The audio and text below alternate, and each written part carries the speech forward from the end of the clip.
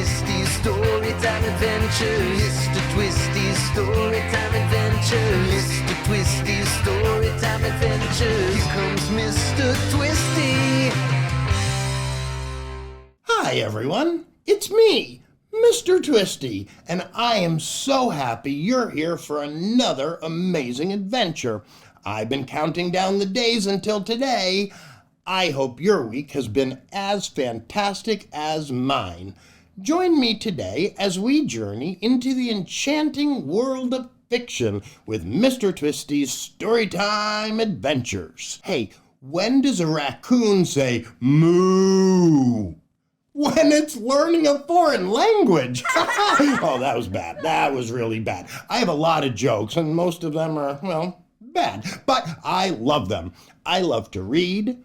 I love to share stories. I love to tell jokes, make balloon animals, and do magic. So I can share all of those things with you. I put them all together, mix them all up, and the result is this. Mr. Twisty's Storytime Adventures. I love to read just about anything and everything.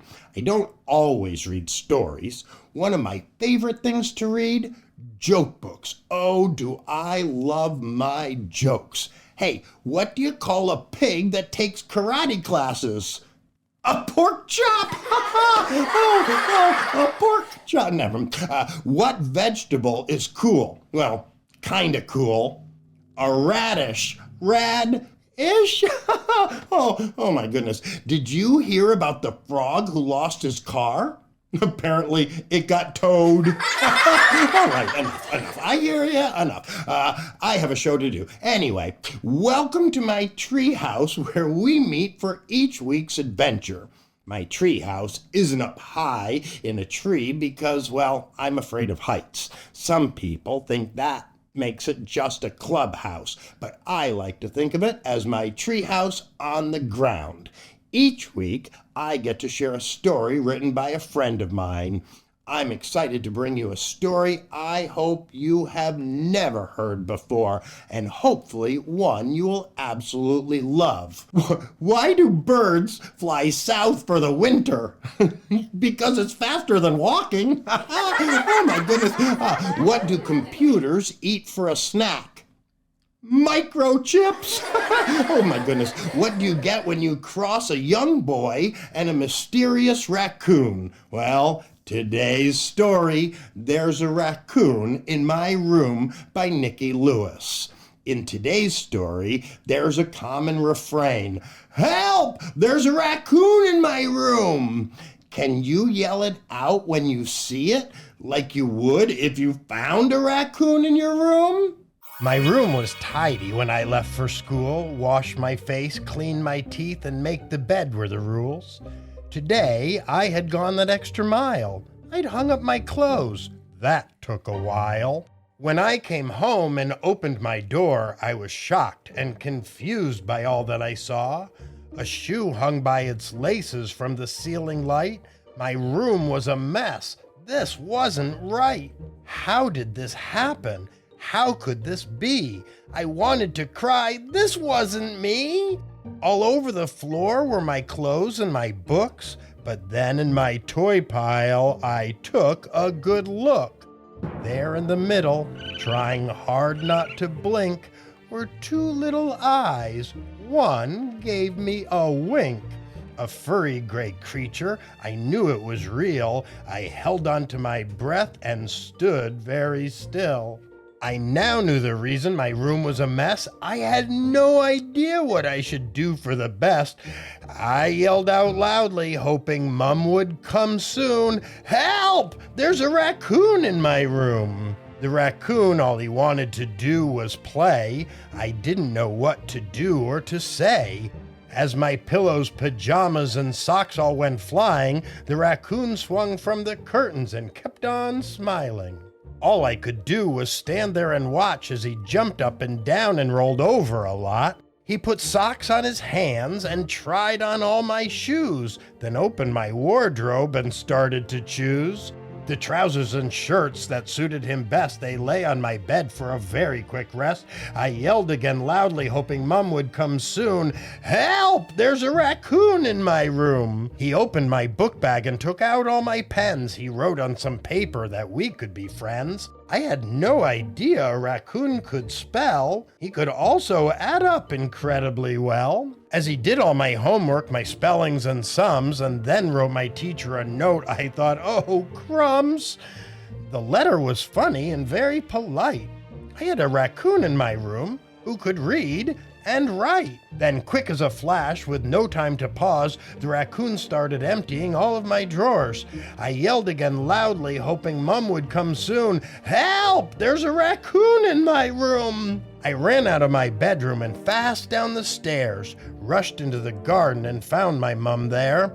She was doing the weeding and tidying the lawn. I didn't want to disturb her, and I stood there forlorn. So I put on my brave pants and went back into the house. I felt less like a lion and more like a mouse. I carefully opened my bedroom door. It would be so messy, that was for sure. But I gazed all around in pure disbelief. My room was so tidy. It was such a relief. How could this have happened? It was incredibly neat. All my books were in order along the long window seat. My clothes were folded and my bed was made. There was no longer a shoe hanging from the lampshade. Where was the raccoon? He was nowhere to be seen. Where had he gone? Had he even been? Had I imagined him? I was no longer sure.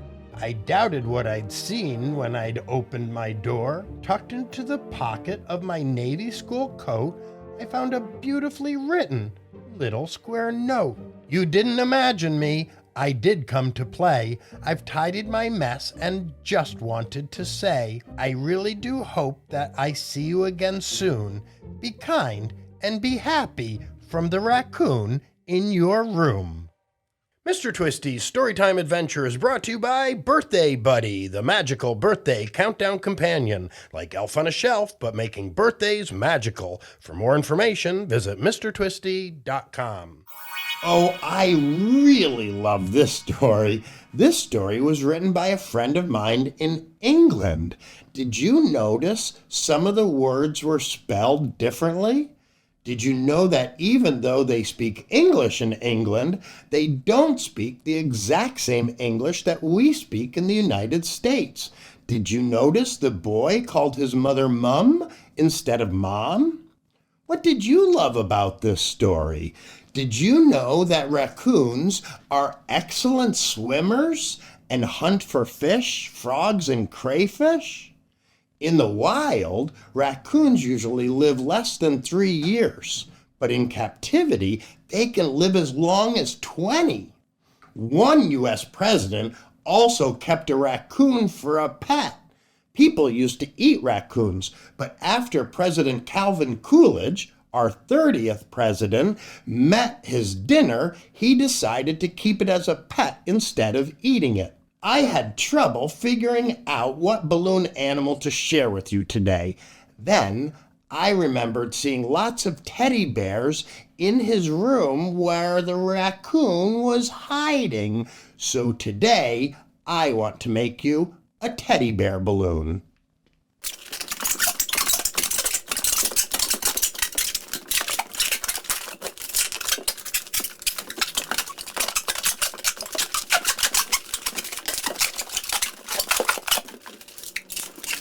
Hey, thanks for stopping by my treehouse today. I'm glad you came to join me. Remember, my name is Mr. Twisty, and this has been Mr. Twisty's Storytime Adventures. Did you have fun? I certainly hope so. Please come back to my treehouse next week for another great Storytime adventure. Mr. Twisty's Storytime Adventure. Mr. Twisty's Storytime Adventure. Mr. Twisty's Storytime Adventure. So much fun with Mr. Twisty.